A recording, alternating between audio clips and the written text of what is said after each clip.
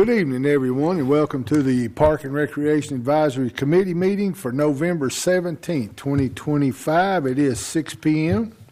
We do have a quorum, and I call this meeting to order. Our first order of business is a motion and a second. I make a motion. It's 5 p.m., isn't it? I forgot. We changed it. Only my fifth time, so. That's all right. I need a motion and a second to approve the minutes from the last meeting. Make a motion. I'll second. All right. Motion from Miss Mary Jane, a second from Felicia. All in favor? Aye. Motion passes. All right. We'll get started off with the big event coming up like we do every year. Seems like, and I say this every year, and I guess I'll continue saying it. Seems like we start talking about this in January, and here it is. So, Miss Kathy, tell us about the Parade of Lights. It looks like we're going to talk about a little bit about the Grand Marshal. Well, so the Parade of Lights is Saturday, December 6th. The parade starts at 5 p.m. up here at City Hall. The theme is 'Twas the Night Before Christmas. Our Grand Marshal is George Lancaster. He is a resident of Laverne. If you Google him, he's a local hero. He come upon an accident here a few months ago. There's a write-up in the paper about him. So we are honoring him as the Grand Marshal. After the parade, it ends at Veterans Park, where we have the tree lighting, pictures with Santa and Mrs. Claus. The snow rink and the Laverne Senior Center will be there handing out cookies and hot chocolate this year. What did you say his name was? George Lancaster. Yeah, you, excuse me, you told me about that a couple of weeks ago, and I meant to look that up and research him, and I just cannot put my finger on that. And there was he witnessed, he didn't come upon, he actually witnessed a wreck. I believe it was in East Tennessee, and he was recognized by the Truckers Association for his actions at the scene of the accident. We need to, when we put this out on social media, we need to talk about him and find out some more details, because people are going to be asking. And we he has provided his bio, so I've sent that over, so that should be published here soon. That's great. Nah, I'm using my finger, Miss Mary Jane. Parade of Lights starts at 5 o'clock. Correct. 5 o'clock at City Hall. How many participants do we have for the parade? I have 41 registrations right now, Nice. but I've got 3 high school bands, so some of the registrations, even though it's one registration, it could be a huge group. I've got, I believe, a 10 motorcycle club in it under one registration. Dance class or dance clubs. How many did we have for Fall Festival? I'd have to go back and look. I was 38, 39 maybe. Okay, that's about what I was thinking. I just wanted to see if it was more. All right, that's always a big time in the Parade of Lights. And David, being Andrew ain't here, I guess I'll ask you, how's it going with the skating rink that we're going to be up there showing off on? It is together. They did have some issues with it to start with. Have to give credit to his crew and the staff up there, because at one point we thought we were going to have to back out of it and take it apart because some of the pieces weren't going together. We even had an insurance adjuster come out and look at it, so we contacted the manufacturer and they were able to get it to acclimate a little bit better to the weather. So it's together, it's up and ready to run. So yeah, that should be wide open. Well, since how we don't have a meeting till after the fact, I guess I'll throw one of you under the bus. Can you give us some dates and times about the skating rink? I need to. Do you have it on your calendar? I have.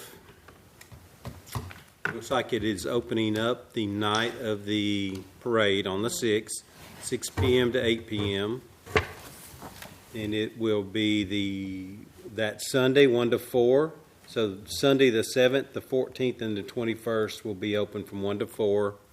The 12th is a Friday. It will be 4 p.m. to 8 p.m. It will be closed that following Saturday. That is the Christmas-wide city dinner for employees, so we won't have anybody staff it. And then the following Saturdays, it will be 1 p.m. to 6 p.m. So Fridays are 4 to 8.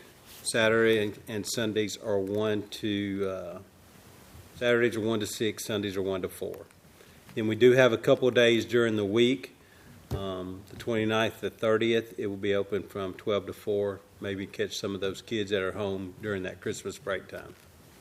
And we'll get that out on our Facebook page. And also. it's already updated on the webpage. Also on that Sunday or Saturday, December 20th, it's open from 1 to 6, but from 1 to 2 will be special needs skate. Okay. That was my next question. Good deal. So, yeah, because I've already had a few people ask me about it. So it's already on the Parks and Rec page on Facebook? It is not on Facebook. It is on the webpage, laverntian.gov, under the community events. Okay. So we can get it on the Facebook page, but it is updated on the website itself.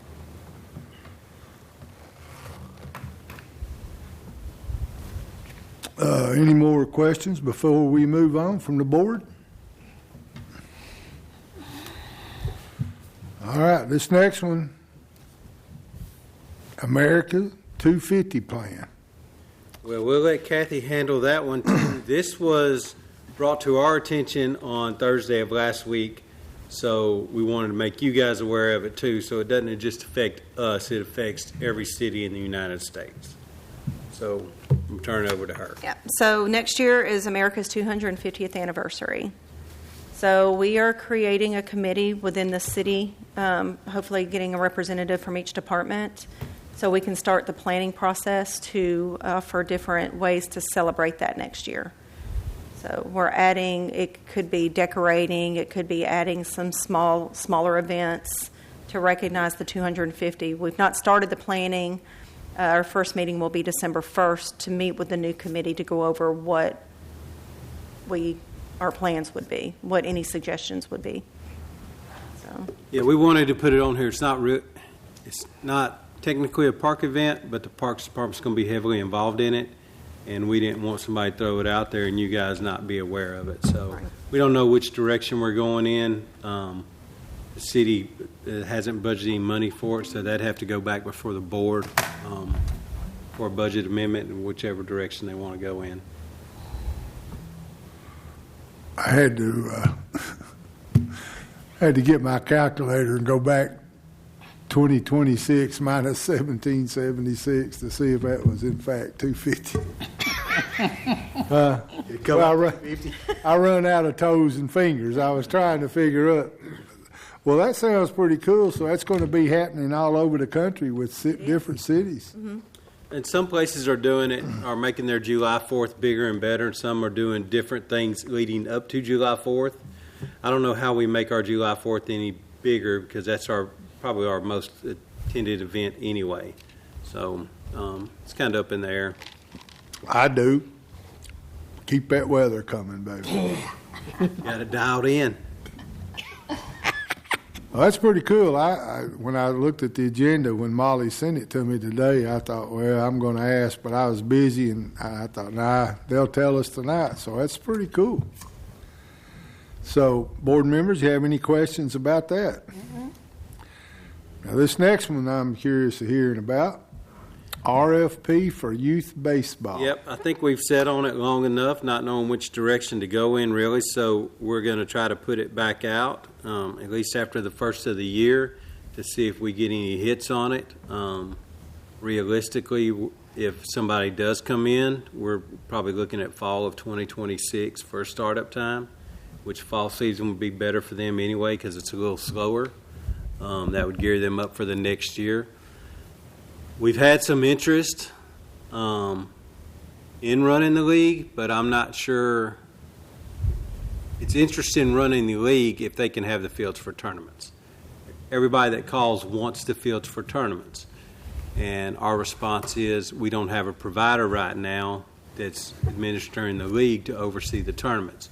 Well, if I can have the tournaments, I'll run a league. We've been down that road before. We've been down that road several times before. And you just want the fields to have tournaments every weekend, and the rec league's going to fall to the wayside. So we're going to put it out and see if we get any hits on it. Well, I guess realistically,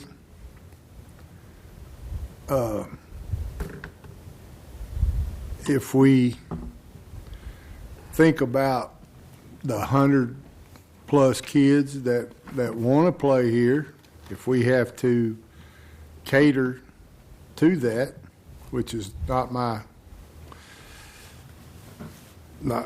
not on the top of my list, but if we can satisfy 100 and some kids, if that's all that comes out, and we can, I don't know, you're the RFP person. Well, I'm going to say this. I'm sad that we don't have ball because I've had to go to Murfreesboro to watch my grandson play. Well, that's what my granddaughter plays. So, and I got a grandson that's fixing to be 4 that already wants to play. No, I get it. I get it. It's sad when my kids grew up playing there and their kids want to play, but they can't play in Laverne because Laverne don't have ball. So, I mean, if we have something, I guess it's better than nothing. So that's really a good way to put it. Something's better than nothing. Because it's sad to see those fields sitting up there empty. What about how's that going to affect YMCA? YMCA? Well, what we've talked about is putting the bid out, the RFP out, just for 4 fields, 1 complex, and keep the YMCA on. They're using 2 fields in 1 complex. Legacy Home Fields, home school is using 2 fields, and then Rock Springs Middle School plays their home games here also. So if we can put them on 1 complex, that would give them time to build their league up and still accommodate our other 3 users. And that's something that you and your team, as far as working the fields and getting all that stuff ready and all that. We would still work the fields in-house, depending on what organization comes in and how many tournaments they want to hold. We have to work it out where we prep the fields and then we're done. And if they we prep the fields once a day, and if they want to hold a tournament, 40, 50 field team tournament, then they're on their own after that. Every organization wants to come in here and have tournaments every single weekend. It's impossible for our staff to man those every single weekend because they have 40 hours of work during the week, and then you're putting in, you're using 6-8 guys over the course of a Saturday and Sunday, and each of them is working 8 to 9 hours a day. We can't do that. Our budget can't do that. It's not fair to them. It's not fair to their families. So if an organization did come in and that was their main goal, to run tournaments, which the 3 that have contacted us, that's their main goal, to run tournaments, and it's a sidebar. Well, if I can have tournaments, I'll run the league. And like you said, something is better than nothing, because it is a shame those fields are sitting there like that. And I'm kind of happy to hear this to a certain extent, and I agree with Felicia. Now, when this all goes down, are you talking about those people will buy their own buy their they'd have to, unless we worked it out in their contract. It wouldn't be. They'd have to have access to some field materials in case of a rain delay, and our staff was not on site. But I got mixed feelings about that because we saw how the last one turned out, and that was not a good product for anybody that visited the park in Laverne during that last. Not the last run, the previous one before that. Who would be responsible for calling the games? No, calling it off due to weather. We would make the call in the morning. But the city would be in control of that? We would make the call in the mornings. Once the teams got on site, any call after that would be on them. That's kind of how it is now during the rec league. We make the call during the day up till we try to make a call by 2:30, 4:30, 5 o'clock. Once the teams start arriving. For the next day? For the next day, that would be us. The only way that I would even consider, because that's going to have to come before the board at some point, It would come before this board also. before I would even consider putting my name on it, it would have to be a very, very in-depth contract with very explicit instructions, you know. Now, and if an organization came in and we could find a happy medium where 4 to 6 tournaments, they're still making revenue, not killing our guys, and we can work that amongst our other events, I think that would be doable. They wanted the fields 12, 16 weekends a year to play tournaments. We couldn't staff that, no way. And who would decide on the dollar amount? I think we would probably, it's in our fee schedule as to what the tournaments are, what the field rental is, and I believe it is $4,000 per complex per season, which that's already set in the fee schedule. So we have no fluctuation on that. Board adopted that when they adopted the annual budget. So that's already set in black and white. Well, I guess you need to get busy. Well, I've got one thing to say, and I know everybody wants them playing on Saturdays, but apparently in Murfreesboro, those little kids don't play on Saturday at all, because we never had a Saturday game. It was always Depends Monday, on- Tuesday, Thursday, or Friday. My grandson played at Barfield, and we did. We played at the McKnight Park area, the Murfreesboro League. Well, I think in order to, It must have been because of tournaments. I'm not sure, but I think, as you said, something's better than nothing. If that turns out to be an issue, then I'm not going to harp on it. I think if we can get some, as long as they're playing at least maybe a couple games a week or something, I'm not going to worry about it, you know, but we have employees that kids are having to play elsewhere, and that's sad. Listen, I understand it. So, but- I mean, I guess we're going to have to meet them in a happy medium. Yeah. That's We'll talk to Bruce. I was going to say that's upper management, but He's the one that likes to put these RFPs together himself. So, Well, if we get remember, one we out, got people listening. well, then I'm the one I'll answer all the questions, or David. anybody that puts in for it would be, like if there was 2 or 3 that put in for it, they would come before this board and present their proposal to you guys. So it would be, we wouldn't take anything before the Board of Mayor and Aldermen without a recommendation from this advisory board. And they'd have to be a nonprofit. I think the board made it that way when Cena was mayor, wasn't it? It had to It's be- listed when it has gone out the last couple times as a nonprofit. I think you could probably do either or, but If I had time, I would head it up. Me and Kevin. Yeah, but I don't have the body or the time and patience. Well, I hope that, I hope you can make it work. So, Basketball, I take it over. I'm no good at baseball. I can play, but I ain't no coach. any more questions from anybody? All right, and this last one here, combining the Parks Beautification Committee meetings together. well, this is going to be a discussion item for the upcoming Board of Mayor and Aldermen workshop. Our thoughts are it's very difficult for us to get a quorum for the Parks and Beautification and Arts / Greenway. You know, they were combined months ago. It's very difficult for us to get a quorum for those meetings, and as the least amount of time as those meetings have been taken when we do meet, I think it'd be easier just to roll those duties into this board and take care of all at one time. Yeah, that sounds good.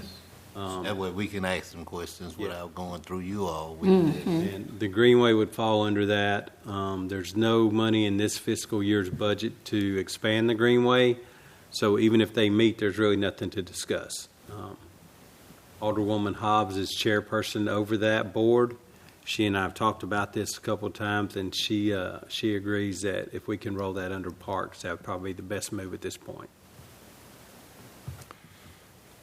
So, if we do that, will we have, collectively, we will have more than 7 members? There'll be other members sitting here, and if so, I can't answer that. I would assume it would remain the current Parks Advisory Board, and this board would just take over those duties, and they would just disband the other board. okay. So we still would only need 4 to have a Correct. quorum. That's my Well- understanding, and I may be wrong on that. I'm going to make a suggestion. Okay. I'm going to suggest that if any of them on that board would like to be on this board, would like to continue, that they're allowed to, because as we discussed last time, it's kind of hard to get a quorum sometimes. Well, I can tell you that I just come from Bruce's office, and there will definitely be an opening. For one, anyway. But me and Molly talked today, and I think we got a hold on this, because I've been kind of laxed about it, but as the chairman, I got to be the bad guy sometimes, and that's okay. And you very well could add some members. That would be Bruce. I can't answer that. Bruce would shed more insight on that. He's way more knowledgeable on that than I am. You could add a few members. I don't know how much participation you're going to get. Yeah, I just don't want to get it to where we can't have a quorum. Yep. We got 9 members, and we got to have 5 present or whatever. So I guess that'd be a Bruce question. If it's going to be on the board for discussion, I'll make sure I bring it up. I'll wait till you come up, talk, and then we'll ask you. Felicia, you talking to her? No, he's talking to you. I know who he's talking to. It makes sense. I mean, it's and I don't want to put down anybody. I don't want to badmouth, but it seems like it's getting harder and harder to get people to participate. At the end of the day, everybody's tired, ready to go home. 5 o'clock meetings are tough for some people, but we only do it once every 2 months, so it gives you 60 days to plan out ahead. Hey, in 60 days, I got this meeting. So it's tough, and I get it. But if Alderwoman Hobbs is good with that, then I guess, too, if I had to miss, she could step in, couldn't she? It'd probably be the co-chair or the vice chair on this committee here instead of her. So she would probably just step away from that board. My understanding, it would be disbanded altogether. Kind of like when the historical slid underneath the library board. All righty. Any questions about this item? Any questions about anything else? Because we will not be back until after the holidays and New Year's. And so if you got any questions, now is the time to ask them. I usually always come up with something for David or Kathy or Molly and Andrew. So if not, our next meeting will be January the 26th. That seems late in the month. It is a month. Martin Luther King Day, the holiday. So Oh, that is. You'd think after being up here 8 years, I'd remember this. Yeah. Wouldn't you? Huh? That's why I have good people like Felicia by me to remind me. So the next meeting will be January 26th of 2026, 250 years of America, at 5 p.m. right here. So with that being said, I will call this meeting adjourned.